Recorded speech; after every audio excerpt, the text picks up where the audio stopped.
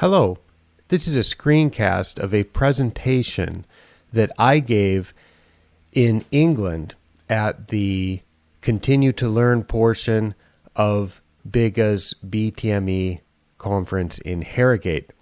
And it's a presentation dedicated only to the topic of the turf GvX, or growth versus expected. It was a presentation that was scheduled for 40 minutes. I delivered that in 40 minutes. We'll see how long this screencast takes, but it was well worth a presentation only devoted to this topic because this is something that is not intuitive for most people. And I've tried to bring it up in a few other seminars, and I realized that when I got to that point, people weren't really following what it was about. So I decided, let me try to explain it in a single seminar that's devoted only to this topic. So we'll talk about turf GvX and why growth versus expected growth is something that is worth paying attention to. And I'll talk about some of the things that are helpful about it in terms of producing more consistent, high quality turf grass conditions. The definition of the turf GvX is that it is the actual growth of the grass compared to the expected growth of the grass. The G stands for growth in actual growth. The V is for versus, and the X is for expected. So GvX is actual growth versus expected growth. And what it is taking a very close look at exactly how the grass is growing compared to how much you expect it to grow. And you can use it for things like adjusting the nitrogen fertilizer or for adjusting plant growth regulators, because if the grass is growing faster than expected, you might want to apply less nitrogen and more growth regulator.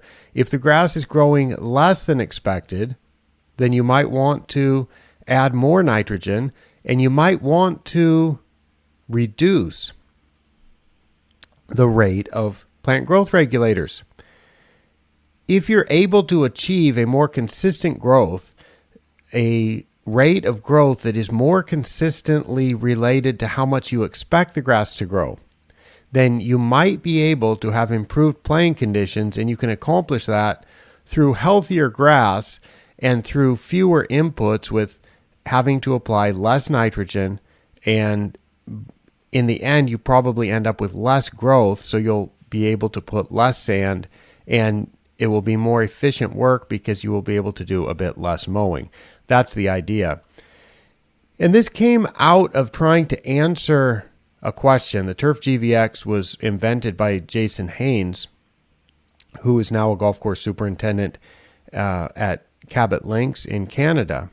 And he was often having to answer the question, what should my clipping volume be? This is a question that I get posed all the time. People ask me, what should my clipping volume be? Especially when people start measuring the clipping volume, they wonder what it should be.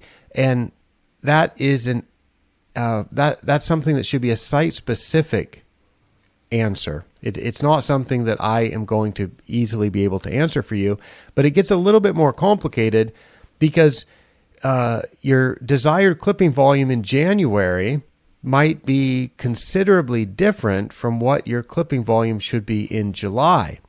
And by looking at this as the turf GvX instead of only as the clipping volume, you're able to look at the actual growth compared to the expected growth, and it turns out that that is quite useful.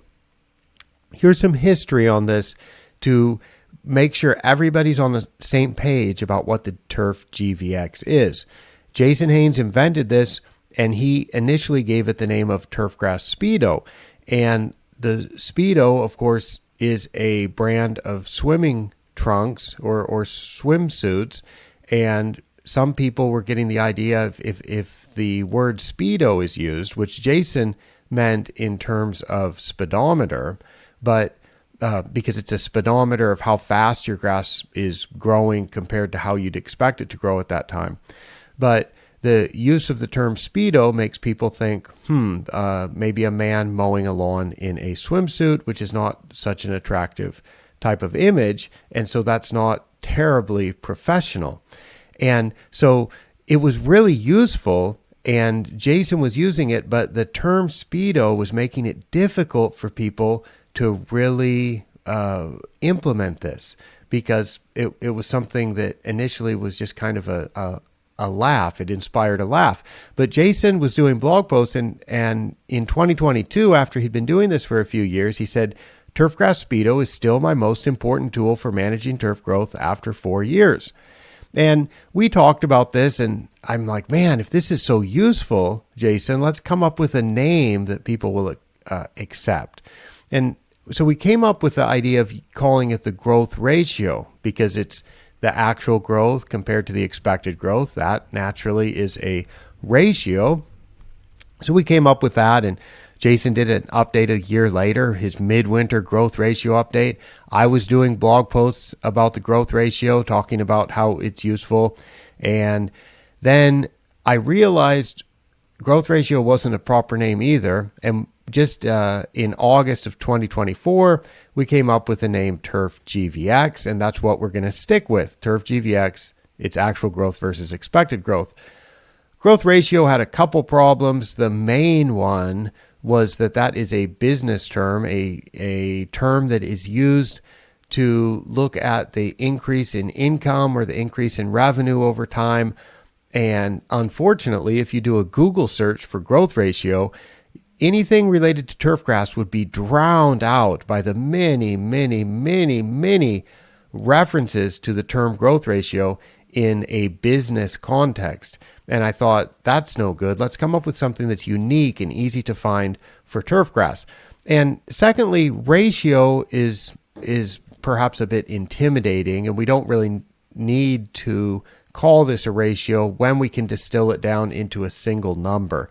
And Turf GvX seems a much better term. So that's the terminology. That's where it came from. If you've heard of the Speedo, heard of the growth ratio, those terms are no longer in use, and just consider that those mean the GvX. Now, it is actually a ratio, but we're going to distill it into a single number, and it's the ratio of actual growth to expected growth. So we start off with the actual growth, and the actual growth we measure from clipping volume. If you are measuring clipping volume, you can easily get your GvX. You don't need to do any extra work. It's all something that can be calculated for you. The actual growth is the clipping volume, and you get that by measuring the volume of clippings, and you could get a lot of growth like shown in this image, which is a full bucket of clippings, or you could get a small amount of clippings where you just have a dusting of clippings in the bottom of a mower basket. So your actual growth could be very high. Your actual growth could be relatively low. That's easy. That's the clipping volume. And then you express that in the standard units. I recommend using milliliters of clippings per square meter or liters of clippings per 1,000 square meters. The numbers are identical. That is a clipping volume of 7 milliliters per square meter is equal to 7 liters per 1,000 square meters.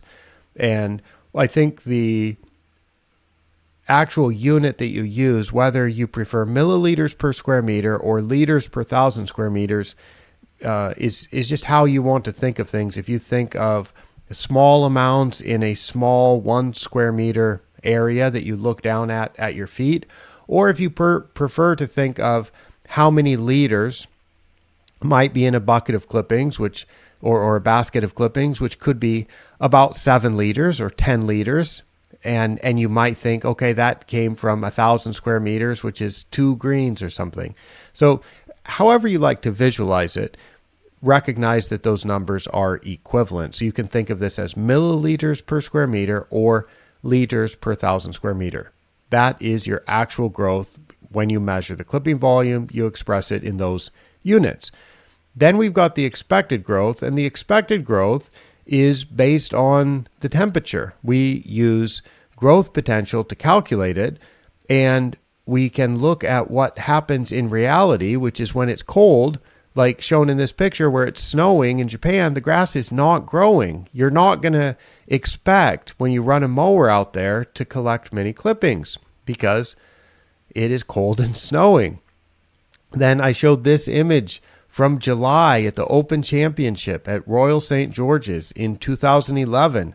And if you have long summer days, warm summer temperatures, you have the grass in a position where it is expected to be able to grow at close to a maximum rate. So that is where we get the expected growth. So we take the actual growth and we divide it by the expected growth. That is the comparison, the versus part of the GvX. If you're not familiar with growth potential, it works something like this. I looked up the temperature data for 2024, for the calendar year 2024 at Alwoodley Golf Club, which is near Harrogate in England. And in the wintertime, the average temperature is less than 5 degrees Celsius or less than 40 degrees Fahrenheit. And at those kind of temperatures, you're not going to expect much growth. And then in the middle of summer, in late July and early August, the temperatures are close to an optimum. They're reaching almost some days are around 20 degrees Celsius, which is an optimum temperature for net photosynthesis for cool season grass. And that is going to be your peak of your optimum growing conditions or your highest expected growth. Now, we can transform these temperature data into a scale of 0 to 100. 0 to 100% or 0 to 1. And we do that by running these through the growth potential equation. If we take these data for Alwoodley Golf Club and look at what that is as a growth potential, we get this chart. The growth potential at Alwoodley Golf Club in 2024 goes from near 0 in January up to on a daily average of about 80 or 85% in the middle of summer. And it actually reaches a peak. The earliest day in 2024 that it was at an optimum temperature, like absolutely maximum, was in late June, and then that extended into early August. And that is exactly what we would expect for the temperature effect on potential growth at that location. So this gives us our expected growth. We take the actual growth, compare it to the expected growth, boom, we've got our turf GvX. And the way that you calculate it specifically is just like this. Here's the equation. The GvX equals the clipping volume. I put a subscript 14 because the default way that I would do this is to do a 14-day trailing average. So we take the average of clipping volume over the past 14 days, divide it by 20, which is a constant, times the growth potential over the past 14 days, multiply it by 100 so that there's no decimal point, so it's a whole number rather than a number such as 0.37. So by multiplying by 100, we can make the number 37 rather than 0.37. That's just an example. You can get all kinds of numbers, but I use that 37 number as an example. So clipping volume, again, is going to be expressed in units of milliliters per square meter. That 20 constant is converting the growth potential value into a clipping volume value because we're just saying our standard constant, the constant that we put in the equation is 20, and the units are milliliters per square meter or liters per thousand. So that cancels with the, basically we've got clipping volume is in the units that I explained, milliliters per square meter. That 20 is also in units of milliliters per square meter. Those units cancel. Growth potential is unitless. So we end up with just a number. We just end up with a number with no units associated with it by taking the clipping volume divided by the expected clipping volume. So that's what we get. The numbers are often, because the constant has been very carefully selected, that constant is so carefully selected that we generally are going to get GvX values in the range of, I'd say, 10 to 200. And for pretty intensively managed turf and maintained for something like a summer tournament type of conditions, it would not be uncommon to have a GvX in the range of 20, 25, 30, 35, 40, something like that. But I've also seen tournament conditions with warm season turf a little bit higher, and I've seen regular growth can be around 100, 120. It all is just going to depend on how you need to manage your grass for the traffic and for the type of surfaces that you're trying to produce. Now, you probably are wondering by this point, what is this all about? What's the use of it? I understand that you can calculate this. I understand that grass will grow. I understand that grass will be expected to grow a certain amount. But what's the point of all this? How do you use it? Well, let's look at one golf course that did not use it and then moved to using it more recently. And this is Hazeltine National Golf Club, which has Penn A4 creeping bentgrass greens. In 2021, which I'm showing on this chart, their GvX in 2021, it ranged from, looks like they're at about 10 or 12 at a minimum, up to more than 150. And then it's up and down in 2021. They were not using the GvX in 2021, but they were measuring clipping volume, so I easily went back and calculated this. Note that I'm showing this as a 7-day moving average. I recommend the standard. Calculate the 14-day because we're doing this with a computer, and so this will be done typically in a spreadsheet or with some type of software program that can calculate things quite easily. I like to calculate 3 GvX values simultaneously. I will calculate a 7-day GvX, a 28-day GvX, and the standard 14-day GvX. So this gives us numbers that we can use in different ways or at different times of the year. If you're regularly mowing, let's say 3, 4, 5, 6, 7 times a week, I think it makes sense in those active growing seasons to go ahead and use the 7-day GvX. If it is a shoulder season, a bit of a less frequent mowing season where you might be mowing every 10 days or every 21 days or something, then it makes sense to use the 28-day GvX because you wouldn't even be mowing frequently enough to be able to use a 7-day or a 14-day trailing average, because you'd get some values where you had nothing to input. You would have absolutely no growth because you didn't harvest any clippings. So that's how that works. Anyway, I'm using the 7, which is a little bit more sensitive to the real time. And during the active growing season, I think that is a useful number to look at. And then a compromise between the 7 and the 28-day is the 14. So if you calculate these all together, you'll see that they tend to converge on the same value. And you can just kind of see, how's my grass growing versus expected over the past month? How's it growing versus expected over the past 2 weeks? And how's it growing versus expected over the last week? And when you're right in the middle of the season making decisions about how you want the grass to grow, maybe the 7-day will be the way for you to do it.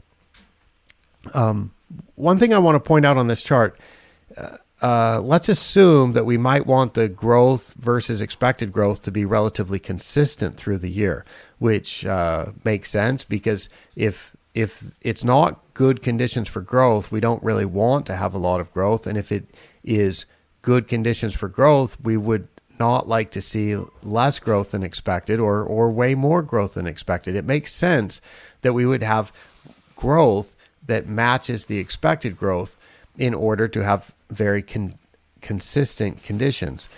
And you can think of the grass growing, if you think that the grass should grow, let's say for this golf course that we want it to be growing compared to expected growth at a level of about 50. Let's just say that we wanted it to be at about 50.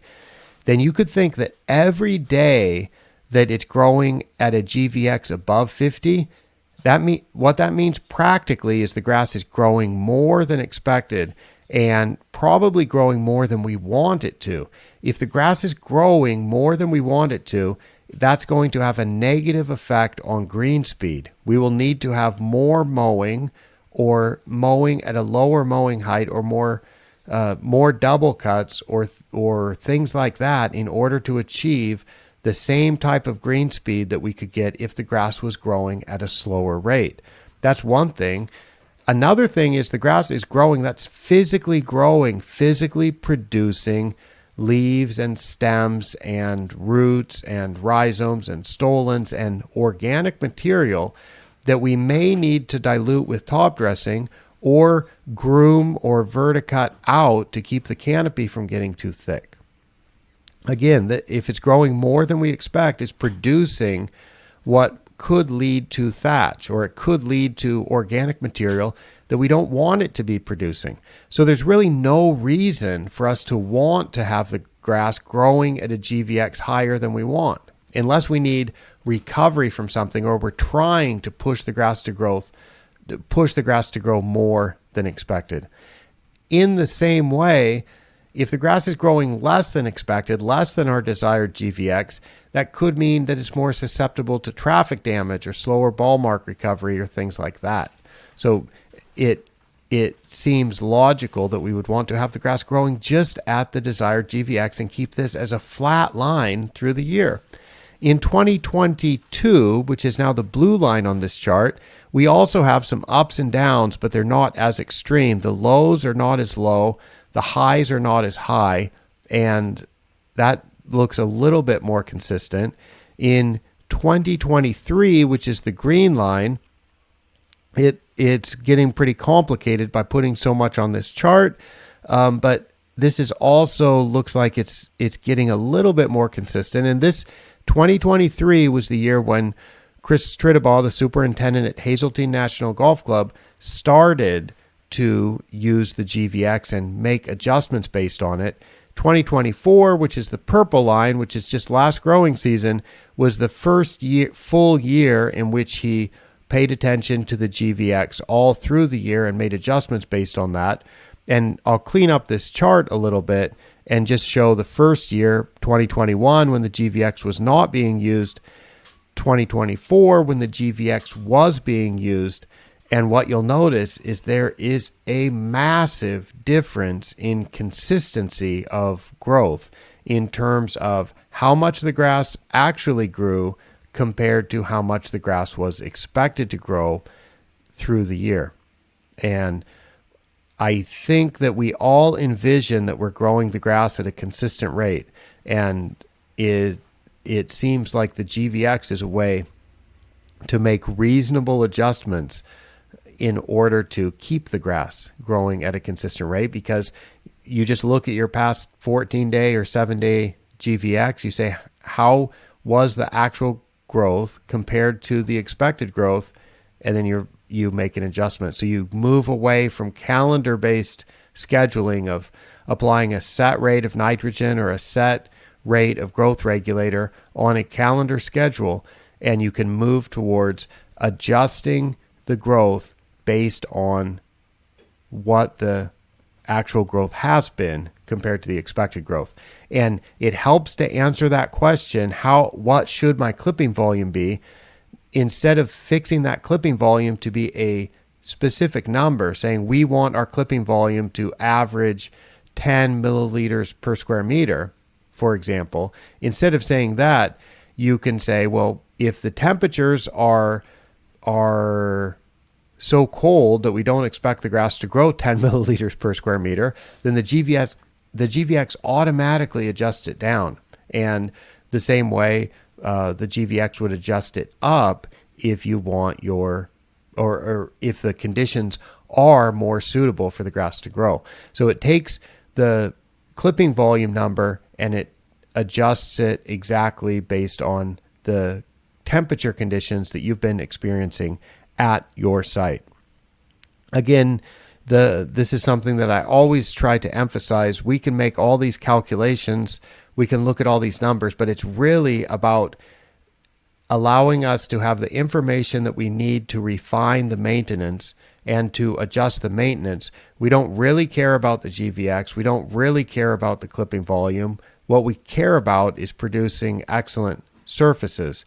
And the GvX is a tool that many turfgrass managers around the world are finding is a really intriguing and useful tool that allows them to manage the grass in a way that produces higher quality surfaces for more days in the year. And that's what it's really all about. It's about producing the surface for the golfers to go out and play golf and have a wonderful time.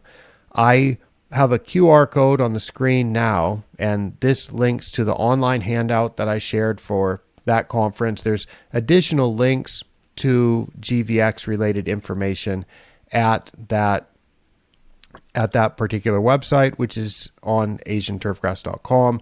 There are also spreadsheets for GvX at paceturf.org. There's lots of information and explanations of the GvX at the Asian Turfgrass and at the Pace Turf websites. I also should mention maybe a few other things that people have noted. I can't really prove this because it's not been tested scientifically. It's not been tested experimentally. But people say that they have observed differences in species composition based on managing through the GvX. So you can keep a GvX at a certain number and perhaps favor Poa annua over creeping bentgrass. Or you could keep the GvX at a lower number and do the opposite. You'd favor bentgrass over Poa annua. You may also want to keep those species consistent. So you could find a GvX that works at your site for the amount of traffic that you have, for the cultivars of bentgrass and the type of Poa annua that you have.